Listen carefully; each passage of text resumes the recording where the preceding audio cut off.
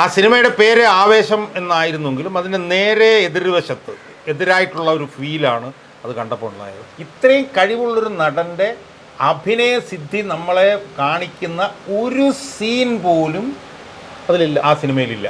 ഒരുപക്ഷെ ഈ മദ്യപാനവും സിഗരറ്റ് വലിയും അക്രമവും മാത്രം കൊണ്ട് ഒരു സിനിമ കേരളത്തിൽ ആദ്യമായിട്ട് ഇറങ്ങുന്നത് ശരിക്കൊന്നും ആവേശമായിരിക്കും എനിക്ക്.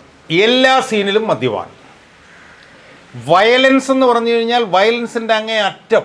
ഇത്രയേറെ അഭിനയസിദ്ധിയുള്ള നടന്മാർ മലയാള സിനിമയിൽ വന്ന് ഇതുപോലെ അക്രമത്തിനും മദ്യപാനത്തിനും പിന്നെ ഇതുപോലെ സിഗരറ്റ് വലി ഇതുപോലുള്ള കാര്യങ്ങൾ പ്രോത്സാഹിപ്പിക്കുന്ന ഇതുപോലുള്ള ചവറ് സിനിമകൾ ഇറക്കുന്നത് ശരിയാണോ എന്ന് അവർ തന്നെ ചിന്തിക്കണം എന്നാണ് എനിക്ക് സമൂഹത്തിലേക്ക് ഇത്രയേറെ മോശമായിട്ടുള്ള സന്ദേശങ്ങൾ പരത്തുന്ന എന്ന് ഞങ്ങൾ വിശ്വസിക്കുന്ന ഈ ഒരു സിനിമ നമ്മുടെ ഇന്നത്തെ സമകാലിക പൊതുമണ്ഡലത്തിൽ അത്യഭൂതപൂർവമായി ആഘോഷിക്കപ്പെടുന്നു എന്ന് പറയുമ്പോൾ നമ്മുടെ സമൂഹം വലിയ ഗുരുതരമായിട്ടുള്ള എന്തോ ഒരു വലിയ പ്രതിസന്ധിയിൽപ്പെട്ട് പോയിക്കൊണ്ടിരിക്കുകയാണ് എന്ന് നമ്മൾ നിരീക്ഷിക്കേണ്ടി വരും എന്നാണ് എനിക്ക് ആമുഖമായിട്ട് എനിക്ക് പറയാൻ.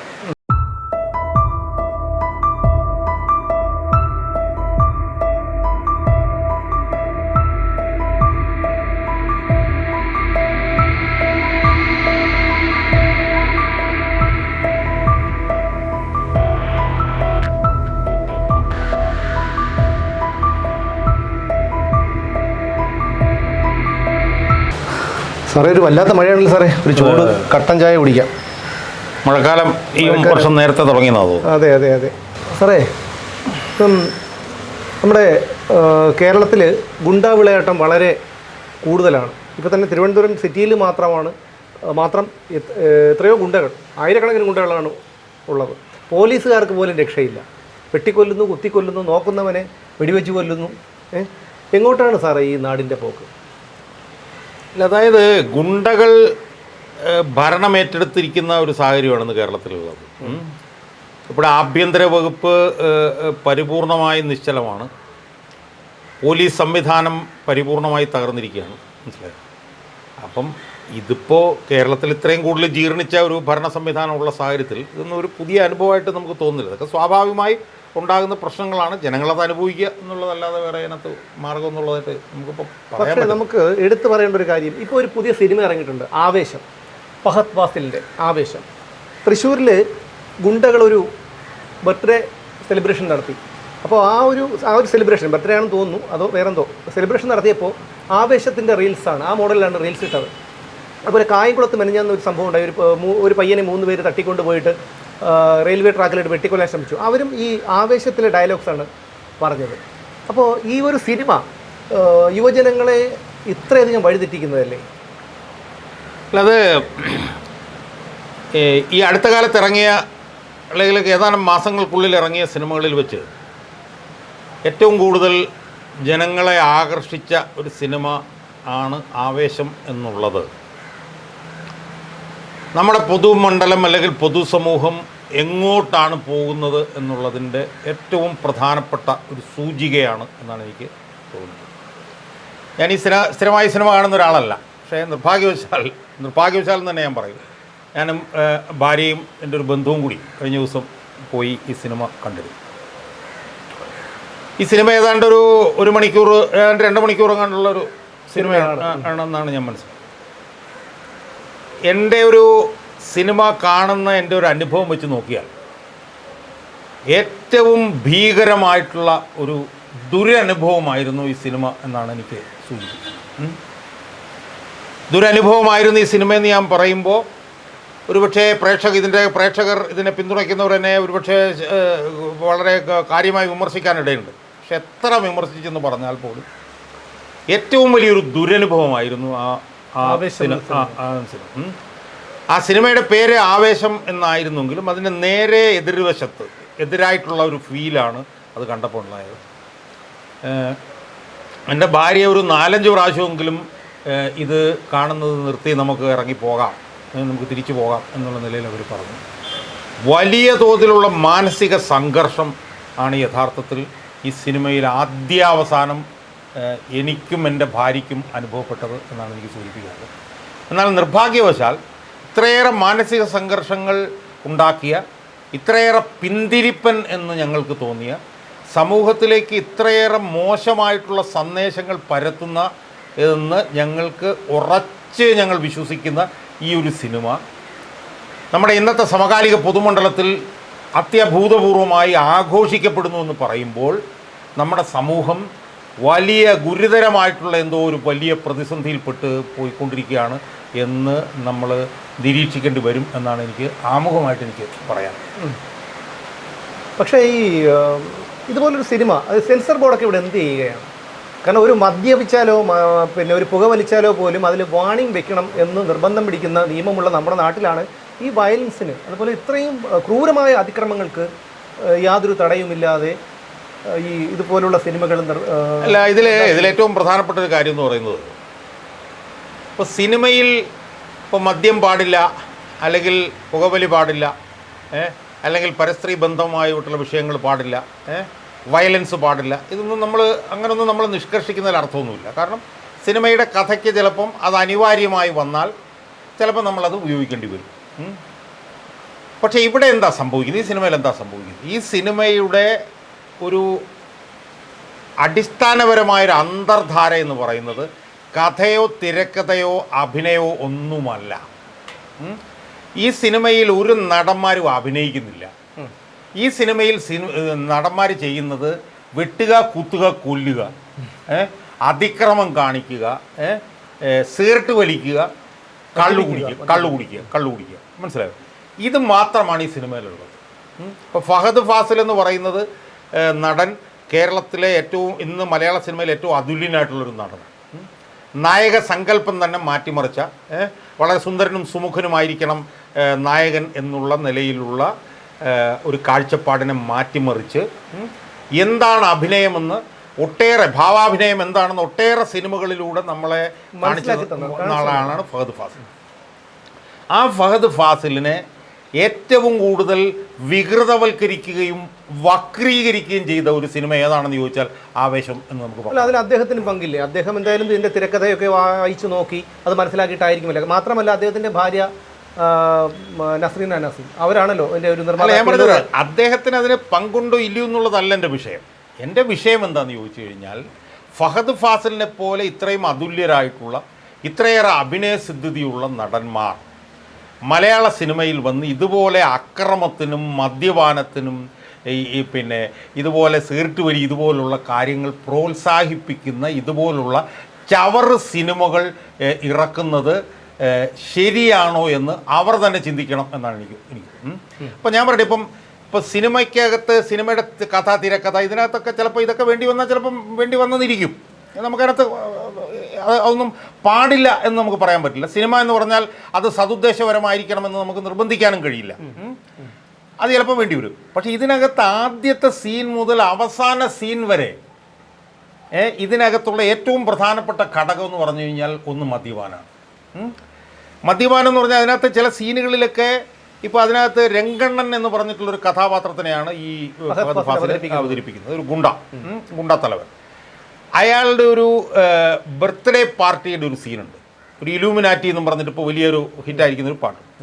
ആ സീനിൽ ആയിരക്കണക്കിന് ആളുകളാണ്, എല്ലാവൻ്റെയും കയ്യിൽ മദ്യക്കുപ്പിയാണ്. എല്ലാവൻ്റെ കയ്യിൽ മദ്യക്കുപ്പിയാണ്. ഒന്ന്. രണ്ട്, ഇതിൻ്റെ ഒരു കഥയുടെ ഒരു ഇതെന്താണെന്ന് ചോദിച്ചു കഴിഞ്ഞാൽ, 3 ചെറുപ്പക്കാർ പിള്ളേർ പിന്നെ എയറോനോട്ടിക്കൽ എഞ്ചിനീയറിംഗ് പഠിക്കാൻ വേണ്ടിയിട്ട് അവർ ബാംഗ്ലൂർ ചെല്ലുന്നു. അവിടെ ചെല്ലുമ്പോഴത്തേക്കും അവരുടെ സീനിയേഴ്സ് അവരെ അതിക്രൂരമായി റാഗ് ചെയ്യുന്നു. റാഗ് ചെയ്യുമ്പോൾ ആ സീനിയേഴ്സിനെ പാഠം പഠിപ്പിക്കാൻ വേണ്ടിയിട്ട് ഇവരൊരു ഗുണ്ടയെ അന്വേഷിച്ച് പോകുന്നു. ആ ഗുണ്ടയാണ് ഫഹദ് ഫാസിൽ. മനസ്സിലായോ? ഇത്രയേ ഉള്ളൂ അതിനകത്തെ കഥ. അല്ലാതെ അതിനകത്ത് വേറെ ഒരു കഥയുമില്ല. മനസ്സിലായോ? പിന്നീട് അതിനകത്തുള്ളത് എന്താണ്? ഇവന്മാർ പോകുന്നു, ബാറിലിരിക്കുന്നു, വെള്ളം ഒടിക്കുന്നു. ഞാൻ 3 ചെറുപ്പക്കാർ പിള്ളേരാണ്. ആ പിള്ളേരുടെ മാതാപിതാക്കന്മാരുണ്ട്. മാതാപിതാക്കന്മാർ ഇടയ്ക്ക് വിളിക്കുന്നുണ്ട്, നിങ്ങൾ ഹാപ്പിയാണോ എന്ന് ചോദിക്കുന്നുണ്ട്. അപ്പോൾ ഹാപ്പിയാണെന്ന് പറയുന്നത്. ആ പറയുന്ന സമയങ്ങളിലെല്ലാം ആദ്യാവസാനമുള്ള പ്രധാനപ്പെട്ട പണി എന്ന് പറഞ്ഞു കഴിഞ്ഞാൽ പച്ചയായിട്ടുള്ള കള്ളുകൂടിയാണ്. ഈ പിള്ളേർ ഈ തങ്ങളെ റാഗ് ചെയ്തവരെ മർദ്ദിക്കാൻ വേണ്ടിയിട്ട് ഗുണ്ടകളെ അന്വേഷിച്ച് നടക്കുന്ന മുഴുവൻ ബാറിലാണ്. ബാറിൽ ചെല്ലുക, ആദ്യാവസാനം ഇരുന്നിട്ട് കള്ളു കുടിക്കുക. ഈ 3 ചെറുപ്പക്കാർ പിള്ളേർ സിഗരറ്റ് വലിക്കാത്ത ഏതെങ്കിലും ഒരു സീൻ അതിനകത്തുണ്ടോ എന്നുള്ളത് സംശയമാണ്.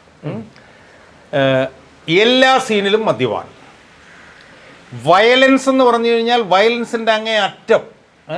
അതിനകത്ത് ഈ പിന്നെ നായകനെ ഒരു സഹായി അമ്പാൻ എന്ന് പറഞ്ഞാൽ സൈജു ഗോപി എന്ന് കണ്ടു പറഞ്ഞിട്ടൊരു നടൻ അതിനകത്ത് ഉണ്ട്. അമ്പാൻ എന്ന് പറഞ്ഞിട്ടുള്ള ഇയാളുടെ ഒരു സഹായി. അപ്പോൾ ആ അമ്പാനോട് ഈ വന്ന 3 പിള്ളേർ പിന്നെ ഒരു ദിവസം കണ്ടിട്ട് പിന്നെ അമ്പാനെ ഇതെങ്ങനെയാണ് ഈ രംഗണ്ണൻ ഇത്രയും വലിയ സെറ്റപ്പായത് എന്ന് ചോദിക്കും. അപ്പോൾ ഇയാളുടെ കഥ പറയുകയാണ്. ആരുടെ? ഈ രംഗൻ്റെ കഥ പറയുകയാണ്. ആ കഥ പറയുമ്പോഴത്തേക്ക് അയാളുടെ ഒരു ബന്ധുവിൻ്റെ ഒരു പിന്നെ ജ്യൂസ് കടയിൽ ഇയാൾ ഇങ്ങനെ ജോലി ചെയ്യുകയായിരുന്നു. അങ്ങനെ ഇരിക്കുമ്പോഴത്തേക്ക് ഈ ബന്ധുവിനെ അടിക്കാൻ വേണ്ടിയിട്ട് ഒരു സെറ്റ് ഗുണ്ടകൾ വരും. അപ്പോൾ ഈ ഗുണ്ടകൾ വരുമെന്നൊക്കെ പറഞ്ഞിട്ട് ഇയാൾ പറയുമ്പോഴത്തേക്ക് ഈ പറയുന്ന സമയത്ത് ഇവരിയ്ക്കുന്നത് ഒരു ബാറിലാണ്.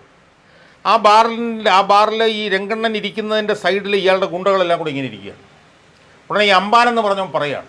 ആ ഗുണ്ടകൾ ഇങ്ങോട്ട് വന്നപ്പോഴത്തേക്കും ഈ രംഗണ്ണൻ അവരുടെ മുകളിൽ കൂടെ നടന്ന് ഈ ഗുണ്ടകളെല്ലാം മുകളിൽ ഇങ്ങനെ കൈവച്ചിട്ട് നടന്ന് എന്ന് അതിൻ്റെ പുറത്തിരിക്കുന്നവനെ കുത്തി എന്ന് പറയുമ്പോൾ ഈ ചെറുപ്പക്കാരിലൊരു എന്നിട്ട് അത്ര ആകാംക്ഷയോടുകൂടി എന്നുവെച്ചാൽ കുത്തി കൊല്ലുന്നുള്ള വയലൻസിൻ്റെ അവസാനം അയാൾ മരിച്ചു എന്ന് കേൾക്കാൻ ഈ ചെറുപ്പക്കാരൻ ആകാംക്ഷയോടെ ഇരിക്കുകയാണ്. മനസ്സിലായോ? ആ നിലയിൽ കഴിയാവുന്ന സീനുകളിലെല്ലാം അതിഭീകരമായിട്ടുള്ള വയലൻസ് പ്രൊമോട്ട് ചെയ്യും. അതുപോലെ തന്നെ വേറെ എനിക്ക് തോന്നിയൊരു പ്രധാനപ്പെട്ട കാര്യം എന്ന് പറയും, ഇപ്പം നമുക്കറിയാം, നമുക്ക് അടുത്ത കാലത്ത് ഈ എന്താണ് നമ്മുടെ സിദ്ധാർത്ഥൻ്റെ മരണവും റാഗിങ്ങും ഒക്കെ നമ്മളെ വല്ലാതെ ഉലച്ചൊരു സംഭവമാണ്. എന്നാൽ ഈ സിനിമയ്ക്കകത്ത് റാഗിങ്ങിനെയൊക്കെ കംപ്ലീറ്റ് ലെജിറ്റിമൈസ് ചെയ്യുക ചെയ്യുന്നത്. അതായത് ഈ പിള്ളേർ പോയി നടക്കുന്ന സമയത്ത് ചെല്ലുന്ന കോളേജിൽ സീനിയേഴ്സ് വന്നിട്ട് അതിഭീകരമായി ജൂനിയേഴ്സ് പിള്ളേരെ റാഗുകയും അതിഭീകരമായി അവരെ മർദ്ദിക്കുകയും ഒക്കെ ചെയ്യുന്നത് അതിനകത്ത് എടുത്ത് കാണിക്കുകയാണ്. എന്നിട്ട് ഈ 3 പിള്ളേർ ഇയാളെ ഗുണ്ടയെ ഐഡൻറ്റിഫൈ ചെയ്ത് കഴിഞ്ഞ ഉടനെ ഈ ഗുണ്ട അവരെ കൊണ്ടുപോകുന്നു. ചോദിക്കുന്ന പിന്നെ അണ്ണാ അടുത്ത തല്ലിന് ഞങ്ങൾ എപ്പോഴാണ് കൊണ്ടുപോകുന്നത് എന്ന് ചോദിക്കുന്നു. ഇവന്മാരെ തല്ലിന് കൊണ്ടുപോകുന്നു. അവന്മാരെ മദ്യപിച്ച് ബോധമില്ലാതെ അവരെ കൊണ്ടുവന്ന് ഹോസ്റ്റലിൽ വിടുന്നു. വണ്ടിയിലിരുന്നുകൊണ്ട് അവർ ഛർദ്ദിക്കുന്നു. അവരെ തല്ലുമ്പോഴത്തേക്ക് അവരെ കൂടെ കൊണ്ടുപോകുന്നു. എന്നിട്ട് ഈ ഗുണ്ട ഇയാൾ ഈ പിള്ളേർക്ക് താമസിക്കാനായിട്ടൊരു വലിയ ബംഗ്ലാവ് എടുത്തു കൊടുക്കുക. ഈ ബംഗ്ലാവ് എടുത്ത് കൊടുത്തിട്ട് ഗുണ്ട ഇയാൾ വിളിച്ചിട്ട് പറയുന്നത്, നിങ്ങൾ അപ്പുറത്തെ മുറിയിലൊന്ന് പോയി നോക്കുമ്പോഴത്തേക്ക് അവിടെ ചെന്ന് ഫ്രിഡ്ജ് തുറക്കാൻ പറയുന്നത്. ഫ്രിഡ്ജ് തുറന്നു കഴിയുമ്പോഴത്തേക്ക് അതിനകത്ത് മുഴുവൻ മദ്യക്കുപ്പികൾ വെച്ചിരിക്കുക. നിങ്ങൾ അടുത്ത് അടിക്കുക. സിഗരറ്റ് വെച്ചിരിക്കുന്നു. പുറത്തിറങ്ങുമ്പോഴത്തേക്ക് അവർക്ക് ബൈക്ക്. ഈ നിലയിൽ സൗകര്യങ്ങളും എല്ലാം, അതായത് ഈ വയലൻസും ഈ തമ്മിത്തല്ലും അടിയും മദ്യപാനം ഇതിന് ആവശ്യമായിട്ടുള്ള എല്ലാ സൗകര്യങ്ങളും ഇവർക്കുണ്ടാക്കി കൊടുക്കുക. എന്നാൽ അവസാനം ഒരു സീനിൻ്റെ അടുത്ത് ആകുമ്പോഴത്തേക്ക് ഒരു ദിവസം ഒരു വനിതയെ ഇവരുടെ മുറിയിലോട്ട്, ഈ പിള്ളേരുടെ മുറിയിലോട്ട് തള്ളിവിട്ടിട്ട് പാത അടയ്ക്കുകയാണ്. എന്നിട്ട് പുറത്തുനിന്ന് ജനലിൽ കൂടെ അങ്ങനെ ചെയ്യ്, ഇങ്ങനെ ചെയ്യ് എന്നൊക്കെ ഉള്ള നിലയിൽ പറയും. അപ്പം ഇത് എന്താണ് വെച്ചാൽ സിനിമ എന്ന് പറഞ്ഞാൽ അടിസ്ഥാനപരമായ ഒരു കലാരൂപമാണല്ലോ. തീർച്ചയായിട്ടും ഒരു കലാരൂപമാണ്. ആ കലാരൂപത്തിനകത്ത് ഞാൻ തുടക്കത്തിൽ പറഞ്ഞ പോലെ ഇതൊക്കെ ചിലപ്പോൾ ഉപയോഗിക്കേണ്ടി വന്നെന്നിരിക്കാം. പക്ഷേ ഇത് മാത്രം കൊണ്ട്, ഒരുപക്ഷെ ഈ മദ്യപാനവും സിഗരറ്റ് വലിയും അക്രമവും മാത്രം കൊണ്ട് ഒരു സിനിമ കേരളത്തിൽ ആദ്യമായിട്ട് ഇറങ്ങുന്നത് ശരിക്കൊന്ന് ആവേശമായിരിക്കും എനിക്ക് ഒന്നാമത്തെ. രണ്ടാമത്തെ കാര്യം, ഇതിനകത്ത് അഭിനയം എന്ന് പറഞ്ഞ സാധനം ഇല്ല. ഫഹദ് ഫാസിൽ എന്ന് പറഞ്ഞാൽ വലിയ കഴിവുകളുള്ള ഒരു നടൻ. ആ നടൻ ഈ സിനിമയ്ക്കകത്ത് അഭിനയിക്കുന്നേ ഇല്ല എന്നാണ് ഞാൻ പറയുന്നത്. എടാ മോനെ എന്നൊക്കെ പറഞ്ഞിട്ട് പിള്ളേരെ വിളിക്കുന്നത്, ഇതൊക്കെയാണ് ഈ റീലിലൊക്കെ വരുന്നത്. എന്നിട്ട് ഈ വളരെ വികൃതമായിട്ടുള്ള ചില ശരീരചേഷ്ടകൾ കാണിക്കുക. ഈ തമിഴ് സിനിമയിലൊക്കെ പോലത്തെ ഒരു സൈസ് വളരെ അഗ്ലി ആയിട്ടുള്ള ചില ഡാൻസുകൾ കാണിക്കുക. മനസ്സിലായി? അതല്ലാതെ ഇത്രയും കഴിവുള്ളൊരു നടൻ്റെ അഭിനയ സിദ്ധി നമ്മളെ കാണിക്കുന്ന ഒരു സീൻ പോലും അതിലില്ല, ആ സിനിമയിലില്ല. അപ്പോൾ നമ്മൾ മനസ്സിലാക്കേണ്ടതെന്ന് പറഞ്ഞാൽ നമ്മുടെ സമൂഹത്തിൽ ഇപ്പം തന്നെ ഈ മദ്യപാനം, ഈ വയലൻസ് ഇതൊക്കെ വലിയ തോതിൽ കൂടിക്കൊണ്ടിരിക്കുക. മദ്യപാനത്തിൽ നിന്ന് ആളുകൾ മയക്കുമരുന്നിലേക്ക് തന്നെ വലിയ തോതിൽ പോയിക്കൊണ്ടിരിക്കും. അപ്പോൾ സ്വാഭാവികമായും മദ്യപാനം പോലുള്ള ദുശീലങ്ങൾ വലിയ തോതിൽ വർദ്ധിച്ചു വരുന്ന സാഹചര്യത്തിൽ സമൂഹത്തിലെ വളർന്നു വരുന്ന ചെറുപ്പക്കാരെ വലിയ തോതിൽ മദ്യപാനത്തിലേക്കൊക്കെ കടത്തിവിടുക. മദ്യം അടിക്കുക എന്ന് പറഞ്ഞു കഴിഞ്ഞാൽ അതൊരു വലിയ സ്റ്റാറ്റസ് സിമ്പലാണ് എന്ന് തോന്നുന്ന നിലയിലേക്ക് ഇപ്പോൾ സംഭവിച്ചിരിക്കുന്ന അതാണ്. ആ മദ്യം അടിക്കുക എന്ന് പറഞ്ഞു കഴിഞ്ഞാൽ ഭയങ്കര സ്റ്റാറ്റസ് സിമ്പലാണ്. ആവേശം എന്ന് പറഞ്ഞ സിനിമയിൽ അങ്ങനെ ചെയ്തു. അതുപോലെ തന്നെ സിഗരറ്റ് വലിക്കുക എന്ന് പറഞ്ഞ സ്റ്റാറ്റസ് സിമ്പലാണ് എന്ന് പറഞ്ഞിട്ട് അത് തിരിച്ചു കൊണ്ടുവരിക. ഏറ്റവും ഭീകരമായിട്ടുള്ള കാര്യം എന്ന് പറഞ്ഞാൽ വയലൻസ് സമൂഹത്തിൻ്റെ അടിത്തട്ട് വരെ എത്തിക്കുന്നതിൽ ഈ സിനിമ വഹിച്ചിട്ടുള്ളത് വലിയൊരു പങ്കാണ്. അതിൻ്റെ 2 ഉദാഹരണങ്ങളാണ് സുമേഷ് തുടക്കത്തിൽ പറഞ്ഞത്. ഒന്ന്, തൃശ്ശൂരിൽ ഒരു കൊലക്കേസ് പ്രതി അയാളെ ജാമ്യത്തിൽ വിട്ടപ്പോഴത്തേക്ക് 60 ഗുണ്ടകൾ വലിയ ഈ പറഞ്ഞ പോലെ വലിയ കാർട്ടൽ മദ്യമൊക്കെ നടന്ന് ആഘോഷിച്ച സമയത്ത് അത് സോഷ്യൽ മീഡിയയിൽ കൂടെ കൊണ്ടുവരാൻ വേണ്ടിയിട്ട് ഉപയോഗിച്ച റീൽ എന്ന് പറയുന്നത് ഈ ആവേശം എന്ന് പറയുന്നത്. സാർ, അതുപോലെ തന്നെയാണ് ഇവർ ഈ ആഘോഷത്തിന് കോപ്പ് കൂട്ടിക്കൊണ്ടിരിക്കുന്ന സമയത്ത് പോലീസുകാർ അവിടെ വരുന്നു. ആ പോലീസ് പോലും ഈ ഗുണ്ടകളാണ്, പോലീസിന് അറിയാമല്ലോ ഈ ഗുണ്ടാ ലിസ്റ്റിലുള്ളവരെ. അപ്പോൾ ഈ ഗുണ്ടകളാണെന്ന് കണ്ടിട്ട് പോലും അവർ പോലും ഇതിൽ ഇടപെടാതെ തിരിച്ചു പോവുകയാണ് ചെയ്യുന്നത്. അല്ല, ഞാൻ പറഞ്ഞത് അത് വേറൊരു വിഷയം. ഞാൻ പറഞ്ഞാൽ ഈ സിനിമ ചെലുത്തുന്ന സ്വാധീനം. അതുപോലെ തന്നെ കുറേ ഗുണ്ടകൾ ഒരു ചെറുപ്പക്കാരനെ കൊല്ലാൻ വേണ്ടിയിട്ട് വാൾമുനയിൽ നിർത്തിയിട്ട് അവനെ കൊല്ലുന്നതിന് മുമ്പ് പറയുന്നത് ഡയലോഗ് എന്ന് പറയുന്നത് ഈ ആവേശം എന്ന് പറഞ്ഞ സിനിമയിലെ ഡയലോഗാണ്.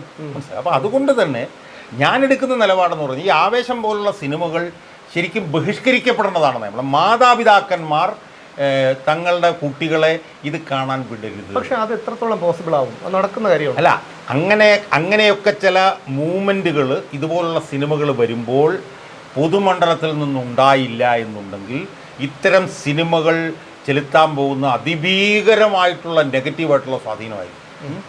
ഞാൻ പറഞ്ഞില്ല, ഈ സിനിമയിൽ ആദ്യ അവസാനം ഒരു സീനിൽ പോലും മദ്യമില്ലാത്തതില്ല.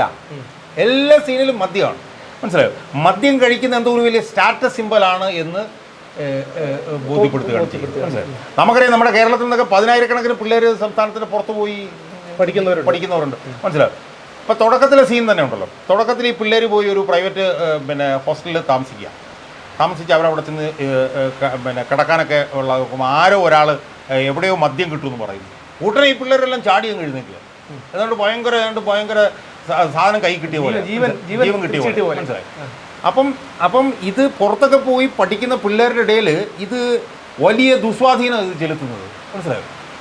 അപ്പം അതുകൊണ്ട് തന്നെ ഇതുപോലുള്ള സിനിമകൾ വരുമ്പോൾ ആ സിനിമകൾക്കൊക്കെ എതിരായി പൊതുമണ്ഡലത്തിൽ നിന്നൊക്കെ ഒരു ഇതുപോലുള്ള ചെറുത്തുനിൽപ്പുകൾ ഉണ്ടായില്ലെങ്കിൽ, ഇപ്പം നമ്മൾ കാണുന്നതെന്ന് പറഞ്ഞാൽ നമ്മളിപ്പോൾ പുറത്തുനിന്ന് 2 സംഭവങ്ങളെ നമ്മൾ കണ്ടുള്ളൂ.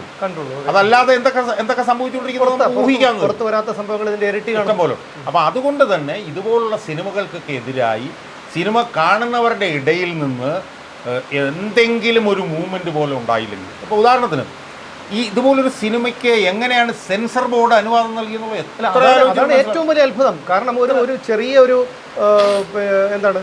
ഒരു കാണിക്കാൻ പറ്റാത്ത ഒരു കാര്യങ്ങളുണ്ടെങ്കിൽ പോലും സെൻസർ ബോർഡ് അത് തടഞ്ഞു വെക്കുന്ന സംഭവങ്ങളുണ്ടായിട്ടുണ്ട്. നമുക്ക് പിന്നെ ഏറ്റവും കൂടുതൽ ദയനീയമായിട്ടും പരിഹാസ്യമായിട്ടും തോന്നുന്നത് എന്താണെന്നറിയോ? ഈ ആയിരക്കണക്കിന് മദ്യക്കുപ്പികൾ നിന്ന് മദ്യം ഒടിച്ച് തലയും കുത്തിക്കിടന്ന് ഡാൻസ് ചെയ്യുകയും ഈ പറഞ്ഞ പോലെ സീട്ട് വലിക്കുകയൊക്കെ ചെയ്യുമ്പോഴത്തേക്ക് സൈഡിൽ ഏറ്റവും മൂലയ്ക്ക് മദ്യപാനവും പുകവലിയുമായി പറഞ്ഞാൽ നിയമത്തിനെ ഇതിൽ കൂടുതൽ എങ്ങനെയാണ് വ്യഭിചരിക്കാൻ നമുക്ക് കഴിയുന്നതായിട്ട് മനസ്സിലാവും. അപ്പോൾ ഇതാണ് നമ്മുടെ നിയമത്തിൻ്റെ അവസ്ഥ. അപ്പോൾ ഇതിനെതിരെ ഈ നീതി നിർവഹണ സംവിധാനങ്ങൾ, അത് പോലീസ് ആയിക്കൊള്ളട്ടെ അല്ലെങ്കിൽ നിയമവ്യവസ്ഥ ആയിക്കൊള്ളട്ടെ, അവരൊക്കെ വളരെ ഗൗരവമായി ഇതുപോലെയുള്ള തെറ്റായിട്ടുള്ള ധാരകളെ തടയാൻ വേണ്ടി ശ്രമിച്ചില്ല എന്നുണ്ടെങ്കിൽ അത് പൊതുസമൂഹത്തിൽ ഉണ്ടാക്കുന്ന അപകടം വളരെ വലുതായിരിക്കും. ഇതൊക്കെ യഥാർത്ഥത്തിൽ ഞാൻ പറഞ്ഞ നീതി നിർവഹണ സംവിധാനങ്ങൾ ഇതിനെയൊക്കെ തടയാൻ ശ്രമിക്കുന്നതിനേക്കാൾ ഇത് ചെയ്യുന്നവർ പുലർത്തേണ്ട ഒരു സെൽഫ് റെസ്ട്രെയിൻ്റാണ് അതിനകത്ത് പ്രധാനം. അതായത് ഫഹദ് ഫാസിലിനെ പോലെ ഒരാൾ ഇതുപോലൊരു സിനിമ സംവിധാനം ചെയ്യാൻ പോകുമ്പോൾ, ഈ സിനിമ ഞാൻ സംവിധാനം ചെയ്യുമ്പോൾ എനിക്ക് ചിലപ്പോൾ 10, 25, 50 കോടി രൂപ കിട്ടിയെന്നിരിക്കും. പക്ഷേ അതാണോ എനിക്ക് പ്രധാനം, അതോ സമൂഹത്തിൽ ഇത് ചെലുത്താൻ പോകുന്ന നെഗറ്റീവായിട്ടുള്ള ഒരു സ്വാധീനമാണോ പ്രധാനം എന്നുള്ള ചോദ്യം ഇതിലെ നടന്മാർ അവരോട് സ്വയം ചോദിക്കേണ്ടി വരും. പക്ഷേ ഇതിൽ വിരോധാഭാസം എന്ന് പറഞ്ഞു കഴിഞ്ഞാൽ മഞ്ഞിൽ വിരിഞ്ഞ പൂക്കൾ, അതുപോലെ നോക്കത്താ ദൂരത്തെ കണ്ണും നട്ട് എന്നതുപോലെയുള്ള വളരെ നല്ല സിനിമകൾ മലയാളിക്ക് സമ്മാനിച്ച ഒരു സംവിധായകൻ ഫാസിൽ, അദ്ദേഹത്തിൻ്റെ മകനും കൂടിയാണ്. ഞാൻ പറഞ്ഞ ഫാസിൽ അവിടെ നിൽക്കട്ടെ. ഞാൻ പറയുന്നത് ഫഹദ് ഫാസിലിനെ സംബന്ധിച്ചിടത്തോളം വലിയ തോതിൽ അഭിനയസിദ്ധിയുള്ളൊരു മനുഷ്യനാണ്. അയാൾ എന്തിനാണ് ഇതുപോലുള്ള കോപ്രായും ഇതുപോലുള്ള പോക്കൃത്തരവും കാണിച്ചുകൊണ്ട് കാശുണ്ടാക്കുന്നതാണ് എൻ്റെ ചോദ്യം. അയാൾ ശരിക്കും അഭിനയിച്ച് കാശുണ്ടാക്കുക. അഭിനയിച്ച് അയാൾ എത്രയോ സിനിമയിൽ പൈസ ഉണ്ടാക്കിയിരിക്കുന്നു, മനസ്സിലായി. അതിന് പകരം ഈ കള്ളുകൂടിയും ഈ പറഞ്ഞ പോലെ പരസ്ത്രീ ബന്ധവും ഈ മദ്യപാനവും ഒക്കെ പ്രോത്സാഹിപ്പിച്ച് ഇങ്ങനെ പണം ഉണ്ടാക്കുന്നത് കൊണ്ട് എന്ത് ഗുണമെന്ന് അവർ സ്വയം ചോദിക്കണം. അവരവിടെ മനസാക്ഷിയോട് ചോദിക്കണം. അവരൊരു സ്വയം വിമർശനം നടത്തണം. എന്നാൽ മാത്രമേ ഇതുപോലുള്ള സിനിമകൾ ഇറങ്ങാതിരിക്കുകയുള്ളൂ. അതല്ലാതെ ഇതുപോലുള്ള സിനിമകളാണ് ഇനി ഇറങ്ങാൻ പോകുന്നതെങ്കിൽ അത് പൊതുസമൂഹത്തിൽ ഉണ്ടാക്കുന്ന ഒരു ഒരു ഒരു ഒരു പ്രത്യാഘാതം ഭയാനകമായിരിക്കുമെന്നുള്ളത് ഇതിൻ്റെ ഇപ്പോൾ ഇയാളുടെ ഭാര്യയാണ് അതിലൊരു നിർമ്മാതാവ്, നസ്രിയ. ആ നിർമ്മാതാവും ഇതുപോലുള്ള നടന്മാരും ചിന്തിച്ച് അവർ ഇപ്പോൾ എനിക്കറിയില്ല, ഞാനിപ്പോൾ കണ്ടില്ലെങ്കിൽ ഇപ്പോൾ ഗുരുവായൂർ അമ്പലനടയിൽ എന്ന് പറഞ്ഞൊരു സിനിമ ഇറങ്ങിയിരിക്കുന്നത് കേട്ടോ. അതൊക്കെ വലിയ ഹിറ്റാണെന്നാണ് ഇപ്പോൾ കേൾക്കുന്നത്. ഞാൻ കണ്ടിട്ടില്ല, ഞാൻ കാണാനിരിക്കുന്നത്. അതുപോലെയൊക്കെയുള്ള സിനിമകൾ ഇറങ്ങട്ടെ. ഇപ്പോൾ കുമ്പളങ്ങി നൈറ്റ്സ് എന്നൊക്കെ പറഞ്ഞിട്ടുള്ള സിനിമ ഇയാളുടെ ഇറങ്ങി, ഇയാളുടെ എത്രയോ മനോഹരമായ സിനിമ. അപ്പോൾ അതുപോലുള്ള സിനിമകൾ ഇറക്കാൻ വേണ്ടിയാണ് ഇതുപോലുള്ളൊരു താല്പര്യം കാണിക്കേണ്ടത്. അതല്ലാതെ സമൂഹത്തിനെ ഇത്രയേറെ ദുഷിപ്പിക്കുന്ന സിനിമകൾ ഇറക്കാതിരിക്കാനുള്ള ഒരു മാന്യത ഈ ഫഹദ് ഫാസിലിനെ പോലെയുള്ള നടന്മാർ കാണിച്ചാൽ മാത്രമേ ഇനിയും ഇതുപോലുള്ള വൃത്തികെട്ട ചവറ് സിനിമകൾ ഇറങ്ങാതിരിക്കൂ എന്നാണ് എനിക്ക് തോന്നുന്നത്. തീർച്ചയായിട്ടും സാർ, കാരണം ഈ ഒരു സിനിമ നമ്മുടെ യുവതലമുറയ്ക്ക് വരുത്തി വെച്ചിട്ടുള്ള ഒരു സ്വാധീനം ചെറുതല്ല. അതിൻ്റെ പ്രത്യാഘാതങ്ങൾ ഇപ്പോൾ കേരളം കണ്ടുകൊണ്ടിരിക്കുകയാണ്. അപ്പോൾ സാറ് പറഞ്ഞതുപോലെ ഇതിനൊക്കെ ഒരു തടയിടേണ്ടത് വളരെ അത്യാവശ്യമാണ്. അതിന് ഈ പറയുന്ന സിനിമയുടെ അണിയറ പ്രവർത്തകരും അതുപോലെ തന്നെ നമ്മൾ പൊതുസമൂഹവും അതിനെതിരെ ഒന്നിച്ചു തന്നെ നിൽക്കേണ്ടി വരും എന്ന് തന്നെ പറയേണ്ടിയിരിക്കുന്നു.